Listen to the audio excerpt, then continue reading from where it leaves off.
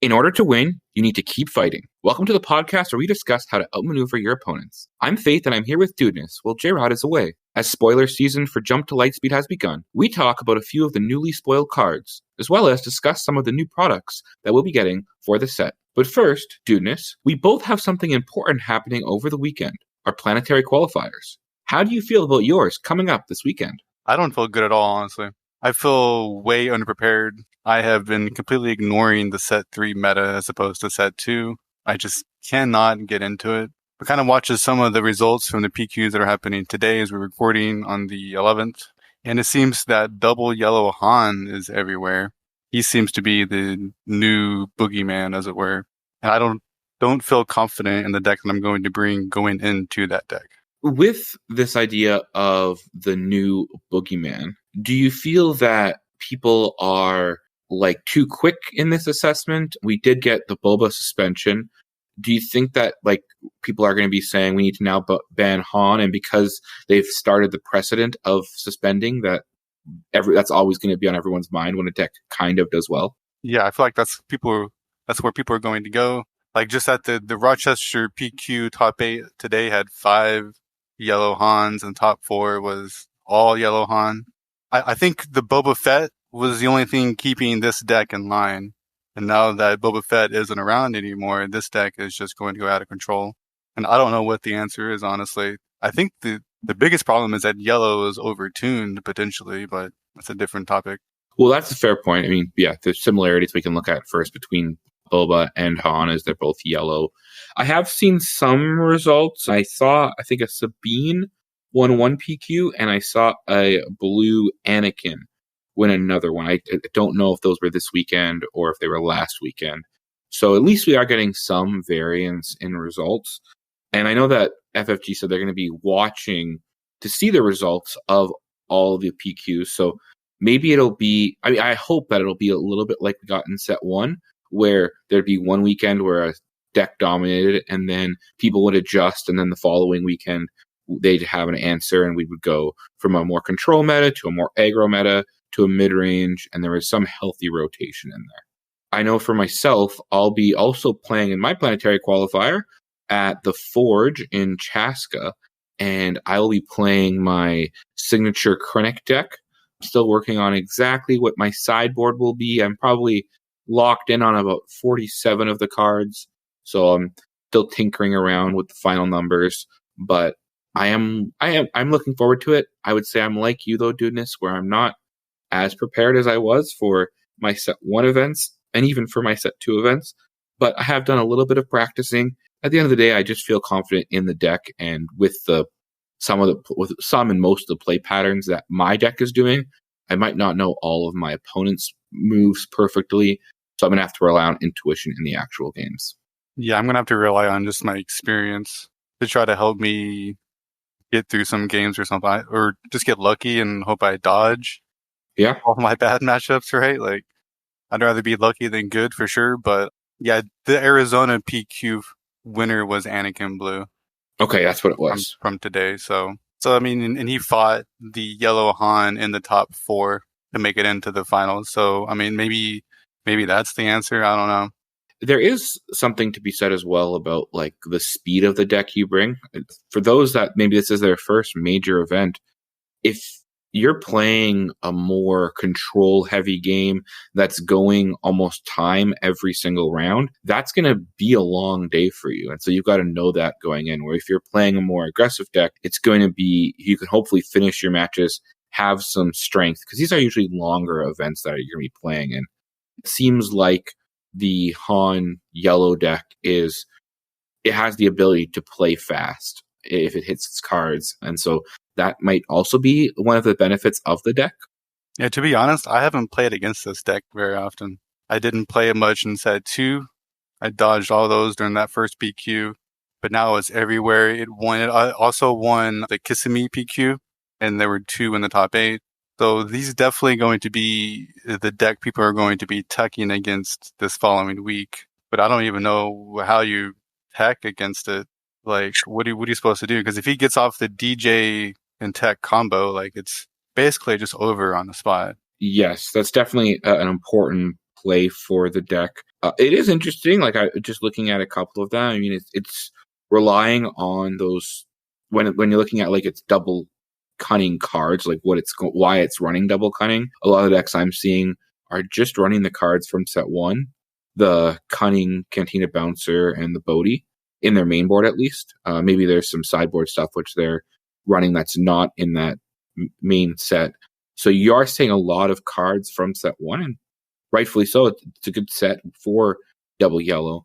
But yes, it seems like the critical junction of that deck is that DJ tech combo. I guess the answer that you have to have is making sure that you have an answer to tech when they play tech so that you can get rid of it right away. You need to have a game plan to deal with that for sure. Also, just a turn 1 Millennium Falcon is really obnoxious. Like if you try to go wide in space, which is my game plan, they just play a turn 1 Falcon, kill my thing off, and I'm just behind. Yeah, I wonder if a consequence of people, from kind of what I've seen, people are liking more Fell the Dragon versus Takedown, and there is that pinch point for the double cunning Han deck where they do, because they're on 4 the same time you're on 4, and they, even if they're going first, they still have to get that 5th resource in order to bring out DJ with the smuggle. Right. So you could pinch them with a takedown there. It doesn't totally disrupt their plan if they have something else in mind, because they still have 5 resources they can play something else with, but it does stop that interaction of them putting you behind. So maybe that's one of the answers people are going to need to switch to. Yeah, maybe that was the answer that Anakin Blue played against it, right? Having the access to the takedowns or something. I don't know. I haven't seen the deck lists or anything, but I'm looking at one deck, and of course, everyone's deck list is going to be a little differently. Right. For it, I'd say probably another nice card though in the cunning is the Plo Koon. We're seeing that probably getting some action, and that's going to be. It's a very nice card. I mean, being able to, if you have the coordinate attack for 6, is strong. Ambush units. I think, as you said though, Millennium Falcon just puts a lot of pressure on early game, which could be something that's really strong. Hard to deal with for your opponent. If you don't have the Tarkin down to finish it off, if they do attack into one of your units, it feels pretty bad. Yeah, and just showing again where cunning is a very strong card. And so we'll have to see though again what the response is for people. I know that J-Rod said he might be trying to make an appearance at the Dallas PQ. So if you are at that, not only can you see Dudeness, but you might also get to see J-Rod as well, which would be pretty hype. 2 for 1. And so now that we kind of laid out our weekend plans coming up, we can talk about some of the things that happened this most recent week, which is we got some more spoilers for set 4. We officially started spoiler season as well for Jump to Lightspeed. Any of the cards this week that tickled your fancy? Yeah, absolutely. The one they spoiled on the Carbonite stream, Blue Leader, which I think is just fantastic. It's nice and versatile. If for some reason you haven't seen it yet, it's a 3-cost 3/3 in command heroism. Space, obviously. It has ambush, and it has a when played, you may pay 2 and move this unit to the ground arena and give it 2 experience. Now, it's important to note that since you are the active player, you can do the when played and ambush in any order you want. So you can give it 2 experience, move it to the ground, and then ambush with a 5/5 on the ground. You could even, if you wanted to, ambush 3/3 in space, then give it 2 experience and move it over to the ground. I feel like that's going to be used less, but there certainly could be cases where that's good. Yeah, I think one of the benefits of that is it does give you reach in 2 arenas. Obviously, you can only attack one of them. But yeah, if they have a space unit, being able to get rid of like an A-Wing, I know that in order to do that, you do have to pay the 5. You have to make the cost 5 because you have to pay the additional 2. But it does seem nice to have that as an option always at the very least. So that card definitely sparked an amount of joy because I just love space units. And not only is it a space unit, it also is a rebel as well. So we're getting some more rebel cards that can be used in space. With the card, I am a little interested in, and I would love to hear a breakdown of why this card is an uncommon versus a rare. I think like its power level is probably at what an uncommon would be or could be. And I think that it is an interesting card for like limited to have an uncommon. I guess it does seem to me a little bit of a complexity. It has a little bit of complexity going on with a when played and an ambush and the ability to pay extra resources to give it more experience counters. Something that I would think would be a rare. I'm not hating it. I'm not saying it's bad because it's an uncommon. It's just something that I was interested in. I'd love to get a breakdown of what that made that an uncommon. That's interesting because when I very first saw the card, I just assumed it was a rare. And not until I looked closer at the revealed art and saw the little U in the bottom right that I realized that it was uncommon. And that came as a surprise to me because this card does feel like it could be a rare. They could have made this a rare and nobody would have batted an eye, I'm pretty sure. Everyone would be, oh yeah, that's fine. That's totally a rare. Because like compare that to another one we got, General Draven, 5 cost, single aspect command unit, just a 2/5, and when played on attack, you just create an X-Wing token. Like this card feels like it could have been an uncommon, personally. Like it doesn't feel that strong. Now you are being able to play it and put threats into both arenas, which could be pretty good, but I feel like that's going to be better in a limited environment than a constructed, but we'll see, obviously. Mm-hmm. But like if those two cards were just swapped in rarity, I don't think anybody again would have made a big fuss over it or been like, oh, this card should be rare or uncommon, et cetera, et cetera. Yeah. Yeah, and I don't think it's the end of the world overall, but just something interesting on how they do it. With the blue leader, I because it's uncommon, yeah, I could see we're getting a lot of that in limited. I could see that being a pretty high pick. And probably I can actually see a lot of blue leaders running into other blue leaders just because you'll need to get rid of it. Yeah, and I do wonder if they made the blue leader uncommon simply for limited considerations. Mm-hmm. They wanted this around at uncommon for reasons, True. I do like the General Draven that you mentioned, having getting 4/7 of stats on just when you play the unit. That's divided over 2 units. And being able to create that token is fun. I am a little bit, again, scratching my head on why the X-Wing tokens weren't rebel weren't rebel traits inherently, but that's, I guess, something for another day.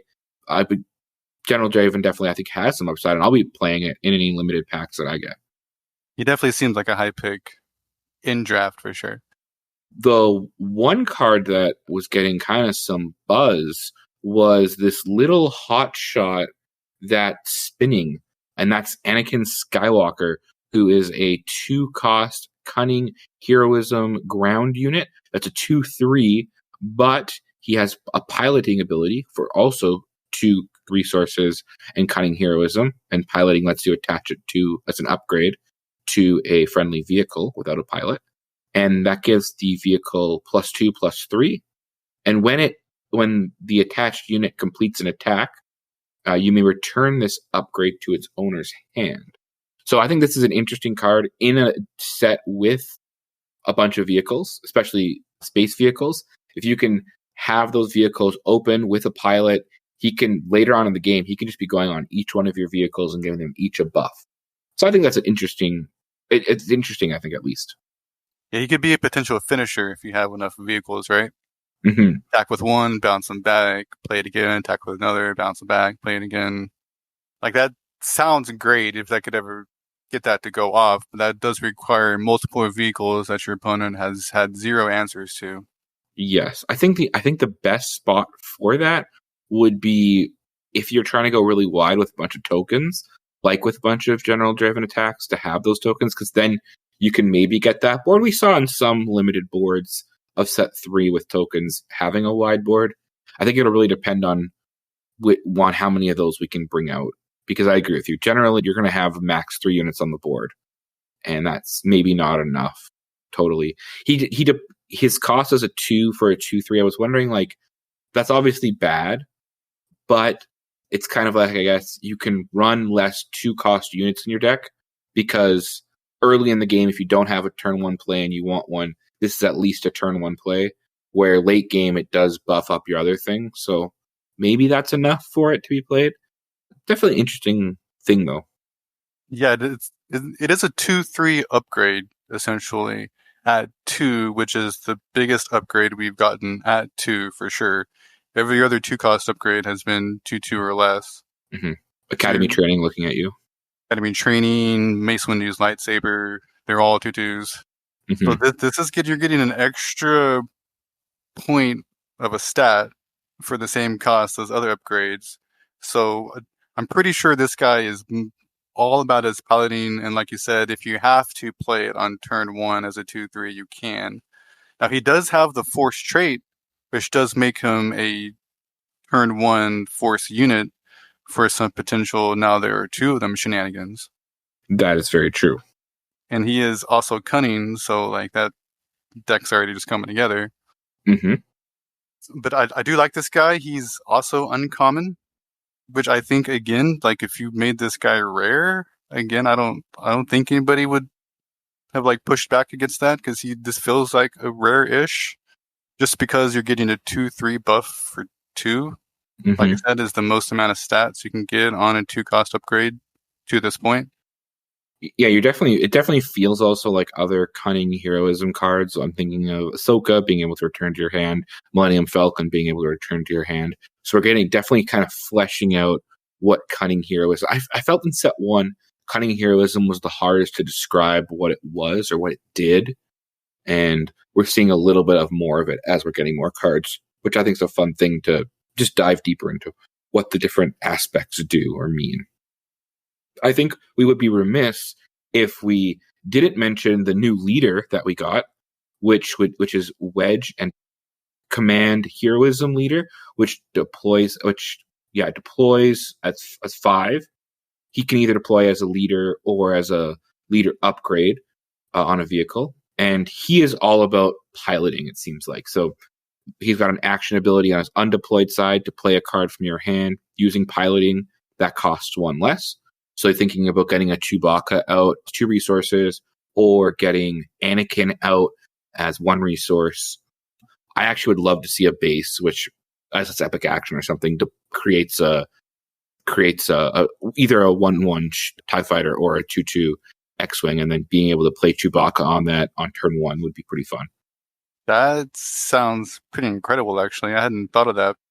A base that could just pump out a little token for your pilots. That's pretty cool, actually. Yeah.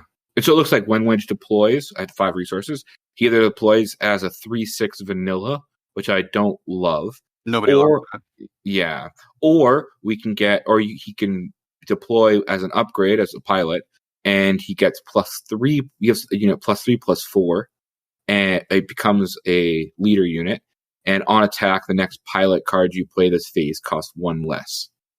I don't know if I love him in total general, especially because if he's on a ship in order to pilot, or on a vehicle to pilot it, you then need another open ship to give to pilot something else, and that only triggers on attack, and it only gives a -1 cost reduction. This is a case where his undeployed side definitely feels stronger than his deployed side, definitely. It is important to note that he is common, and I think this guy is going to be pretty solid in a limited environment.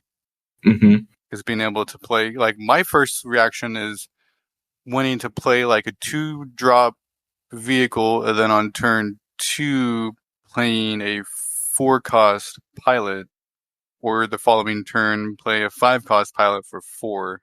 Mm-hmm. I feel like that might be better, but maybe just trying to go wide and playing something like Anakin for 1 on a 2-drop on the second turn maybe is also pretty good. Or playing Anakin for 1 on turn 1 when you have like the 2/3 for 1 kind of heroism.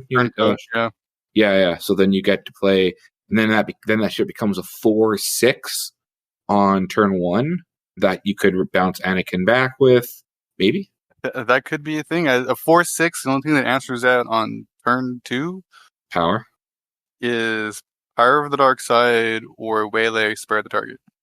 True. Yeah. Literally the only cards, or if you're playing against double yellow Han, he ramps and then plays Cunning.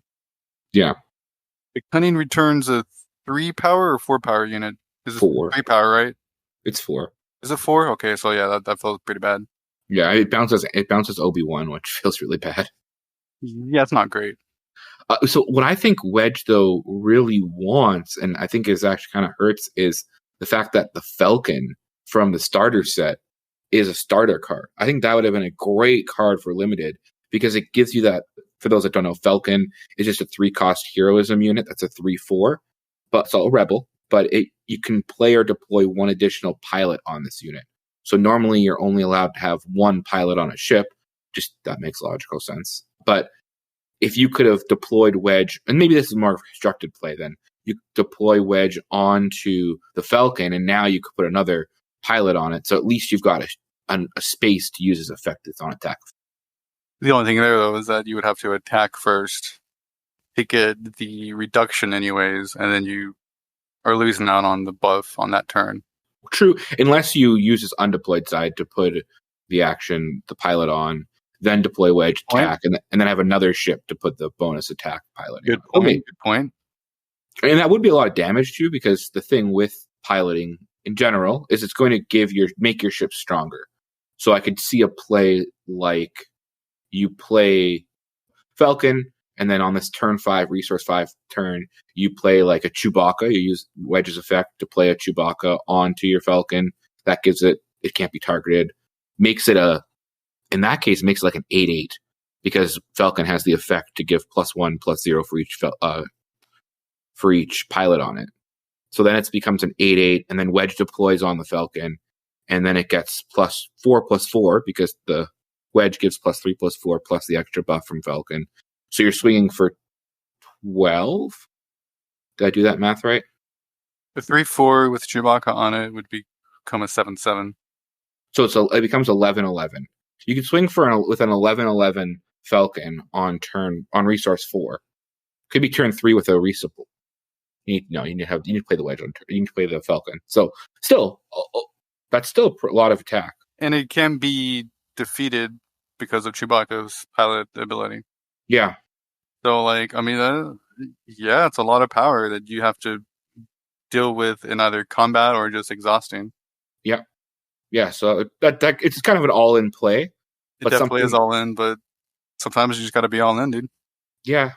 So we'll have to see what... I think the nice thing about that is Falcon is just... The new Falcon is just heroism, so you can look at it like... It gives you a lot of options, whether you want to go red with like A-Wings or you want to go add cunning to the deck so you can have the little Anakin and the set 1 Falcon. Just a couple different play options that we might see. So now let's look at the new products that we're going to get with Jump to Lightspeed. The first thing I want to talk about is we got a little spoiler of some of the art sleeves and the soft crate boxes for set 4. We didn't get the playmats, but they did tell us that we're going to get a Game Gen Extreme on Tuesday, I think it is. Actually, there was a little video, a spoiler video talking about some playmats I saw earlier. Oh, they're going to be stitched this time around. Like they're just unstitched right now. Now they're going to be stitched. Okay. Did it show any art? Yeah, it was. Let me find it real quick. I know there was a Slave 1 was on it. It had some sort of zones. There's like a First Order trooper, and then some sort of battle on a planet with an X-Wing shooting an AT-AT. Now, that's new art we haven't seen. That art looks really, really cool, and I'm excited to see what card that ends up being. But yeah, they have 3 new mats, and there's, quote, new premium stitching on them. Okay. So we'll probably get more information on that on the Tuesday stream. And Dudeness, did any of the soft crate arts or the new sleeves spark interest to you? Yeah, I'm going to have to pick up a pack of these Akbar sleeves. They are just the silliest, goofiest looking things, and they're actually pretty incredible. That feels like a sleeves for you. Like you could just tell he's yelling, "It's a trap!" Like you can hear it. It's like images you can hear, kind of a thing. I gotta say, I've really gotten to love these different colored sleeves with the logo on them. Yes. I actually have almost all of them now. I just recently picked up the blue-red. I got the green, yellow, and I got the white ones from our creator kit. And these purple and orange ones are just look so good that I'll have to get them as well. Yeah, I definitely agree. The card back sleeves were some of my favorite sleeves for any game ever. Because most of the games, you don't get to see the card back on the card, right? But now there's sleeves where it's incorporated into the thing. And also it makes it a lot easier to differentiate resources when they're on the table. Mm-hmm. Like when they're layered, if you have a full color black or blue sleeves or whatever, the resources can kind of blend together. You can kind of have to make an effort to count the resources. But when there's an image on the back and they're interspaced, it's a lot easier to see at a glance exactly how many resources someone has or doesn't. Mm-hmm. So I'm really excited about those sleeves, and the Akbar picture is pretty great. With the soft crates, you get most of the same that we're getting here. You're getting like looks like the one side Boba Fett, one side Han. So we got Captain. No, it's Han with Falcon and Boba with Slave One Fett's Fire Spray. What did I say? Han and Boba. They're not on the same crate. They're on different crates with their they're on ships. Well, I see it now. Okay. Yeah. Heard. Huh. Okay. I mean, and those are the two spotlight decks, which will be replacing the starter decks for this set, which makes sense for them being on soft crates and art sleeves because previous sets have had those same starter characters on soft crates and sleeves. Yeah, that makes sense. Now, those are some of the non-gameplay products that we're going to be getting. We did get some more information, though, about one of our card acquiring products that are changing, and we got more information on the Carbonite boosters. Dudeness, did you watch the stream about the Carbonite boosters? Yeah, absolutely. And what did you think of the reveal? I think it's pretty cool. Now, I personally am probably never going to buy a Carbonite booster. And if I did, I would immediately be looking to offload the prestige cards that I did get. But I do think that these prestige cards look really nice. And the best way to explain them is basically a showcase for non-leader cards. And in the set 4, the only prestige cards that we're going to get are unique ships in the set, of which there are 36 coming in set 4 Jump to Lightspeed, which is more than the previous 3 sets combined. So that in and of itself sparks a little joy for me because my favorite part of Star Wars always has been the spaceships, the space battles, which is the reason why this set has been the one I've been looking most forward to in this second year. So with 36 unique ships, we've got to get one that has like 3 power and costs 2, right? Or costs 1 even? Fingers crossed. And I mean, if it's unique too, that means it has to get a little bit extra bump in power because it can only play 1, right? Like Mr. Bones, just as a comparison, is a 1 cost that enters with 3. I mean, even Death Star Stormtrooper is a 1 cost that's 3 power, and that's not a unique. So, I mean, even at worst case, if you say the uniqueness brings it to space, then that would at least quantify the stat-wise. It makes sense to me. Make it happen. Now, for those that didn't get to watch the stream, looks like we got some price details on a Carbonite booster. I think they said around $24.99 USD per pack is the general breakdown of a cost. Again, depending on what your store is going to sell it to you for. It looks like you're still going to get 16 cards.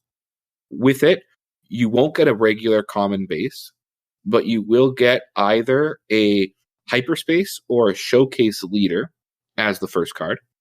And what they said was with these Carbonite boxes, you would get Carbonite boosters, you'd get 12 of them in a box. And it's 1 in every 2 boxes you're going to get a showcase leader, which is actually pretty likely to hit. Now, the cost... Pretty good odds. Yeah, the cost of it is more. So that's when you're factoring in, as opposed to 1 in 12 boxes, it's 1 in 2 boxes, but the cost is about... is higher, obviously, for a box. For each box, but overall, to buy 2 Carbonite booster boxes versus 12 regular booster boxes, the 2 Carbonite comes out way ahead cheaper. Yes. No, agreeing with you there. So, like, this would speculate to me, just a little bit tangent, showcase prices have to drop, right? Like, there's going to be a lot more showcases in the wild, presumably. So it brings up some good points. One, just for those that didn't know, these collector boosters, these Carbonite editions are a one print run, one and done. So they're not reprinting them, and we'll get to why in a little bit. But they would, I agree with you, if the supply increases and the demand stays the same, basic market principles say that the cost should go down on them. What could happen, however, is if supply goes up, but demand also goes up, we may get some kind of equaling out. That would happen through more players interested in the game. Right. So I think that's probably what they want in set 4 is to grow. Like set 1 was establishing the game. Set 1 through 3, really, year 1. Set 2, they'll definitely want to look to grow the game. I can see them wanting to branch out into new groups to get those new players. So we'll have to see what happens there. But yeah, I would agree with you. It should bring down showcase prices. Potentially. So we got that after that showcase card, we heard that you get 7 foil cards. And these, they said, were of varying rarity. I think they said you get 1 guaranteed rare, though, in that, if I wasn't mistaken. And you had other cards that could upgrade rarity as well. They then mentioned that you would get a prestige card. And we'll get into prestige cards in just a little bit. They said then you'll get 5 hyperspace cards, and you'll get 2 hyperspace foil cards. And if I remember correctly, the hyperspace is not guaranteed to be a rare, but you can have them upgrade to a rare. And the hyperspace foil can also upgrade to a rare as well. One of them being uncommon or better. Correct, yeah. I think that's where what you're talking about, especially. I think the hyperspace foils will have to go down in price if we're increasing that many of them as well. Yeah, we'll have to wait and see. But you're getting you're getting 5 hyperspaces, 2 hyperspace foils, which those are definitely the more sought after variants as of right now. Yep. Yeah, I would say, just like with Dudeness saying, it's unlikely. I would agree that it's unlikely that I will buy or really acquire many Carbonite boosters. Not that they're bad products, but they're really not a product for me. I'm a pretty minimalist, as I mentioned before. I'm a pretty minimalist enjoyer of the cards. I actually just like the regular borders. To me, it just makes my whole deck uniform. I think they did a really good job in some of the side artistic and visual elements. And so I really like that and appeals to me. And I'm not a huge fan of foils.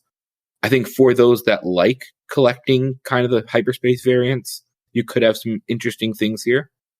On the stream, they mentioned something like you could in these packs, you'll get somewhere between, I think it was 2 and 6 rares, or 2 and 5 rares, again, depending on which upgrades you get. So that is actually, I think, pretty interesting. If you just want to grow your collection, it's not the worst potential way if you don't mind getting foils to get a couple rare cards, with also having the chance to upgrade to prestige level rarity, showcases, or getting cool prestige cards. The final thing that they talked about with these prestige cards is that, well, they all have these kind of showcase looking arts, which are really cool, that you can also get different variants of the prestige cards themselves. So I wasn't totally clear to me, and maybe you can clarify for me and for the listeners at home, but is it that the base prestige card is non-foil, and then the upgrade one is foil? Yeah. Okay. So you've got the base version of a prestige card is non-foil. Then you can get a foil variant at a percentage. I think they said it was 1/3 of them are foil. Do you remember that number? I don't remember that. Exactly. And then they mentioned that so you use the regular, the foil, and then finally they said in a limited number of packs you will get a serialized card that also has a little bit of a gold treatment around some of the design elements. So they said that will definitely pop at you when you open one. What are your thoughts on serialized cards and their this idea that they did with the prestige cards, making them different variants. I'm okay with them. On the stream, they called it basically Tier 1, Tier 2, and Tier 3. Tier 1 base, Tier 2 base with foiling, and then the Tier 3 is the foiled serialized. These will be out of 250 total. So there will only be 250 serialized Falcons in existence, period. This is why there won't be any reprints. They're one and done. They're getting all these printed, and then that's it. I think it's cool. Like I will probably never own a serialized card. And if I did get a pack that had a serialized card, I would be looking to unload it immediately. All I know is that 001 Millennium Falcon is going to go for an absurd amount, I think. Mm-hmm. Perhaps there's some other numbers in there that might go for high as well. Yeah, it's for those that maybe this is their first TCG and are running what serialized cards. Why are some worth more? Some people collect certain numbers that are interesting, especially if certain cards have have of interest. I know these are out of 250. In the future, if you were to hypothetically get out of 600 and it was a card that was in the 501st Legion, the number 501 out of 600 would be an interesting card for that character. And as usual, 001 is a pretty important card, and yeah, so maybe even 250 out of 250 might be interesting to a collector. I don't know. Yeah. So you get within the numbers themselves. I would agree with you. For me, I probably would be looking to trade away any serialized card I get. As cool as it would be, it's just not something that I'm looking for. But there are people that really are interested in collecting cards. In their C3OP, collect is one of their baselines that they want to hit, and I think this is a way to do that. For sure. Final note on collector boosters, they did mention and confirm that there are going to be no unique cards within collector boosters. It's mostly all alternate treatments. Right, which is definitely, if they had done it any other way, it just would be a failure, IMO. Yeah, I agree with you, yeah. You don't want people to be locked out by these super limited, more expensive packs, especially when it's kind of worked that people will want the cool versions of the other cards. So we were always during set 1 where I was talking about, well, even before the game came out, all these different treatments might bring cost of the base versions down. But now maybe actually in set 4 that will actually help with the legendaries, the legendary unique ships. Maybe their prices their base will be pretty low because people will want the prestige versions potentially instead. Yeah. So, it's only for the unique ships, of which we're for sure going to get at least a couple legendary unique ships, I would assume. Yes. They did mention that some of them will actually be horizontal orientation, which is kind of a neat touch. But one thing to know about these prestige cards, because they're all unique ships, we will know for certain then, unless they break their current structure, that they'll all be uncommon rarity or higher, because anything unique is uncommon. Mm-hmm. And the Falcon and Fire Spray are in there, and they're both starter cards as well. Right, that's a very good point. This is going to be the first time outside of showcase leaders that we have starter cards actually showing up in booster packs. And they did say that these packs you could, if you want, draft or seal them. There's nothing stopping you from. So maybe if you want to play a little high risk, high reward, limited action, you could do it with these cards. Well, thanks everyone for tuning in. We'll see you next time on Outmaneuver. Yep, cheers guys.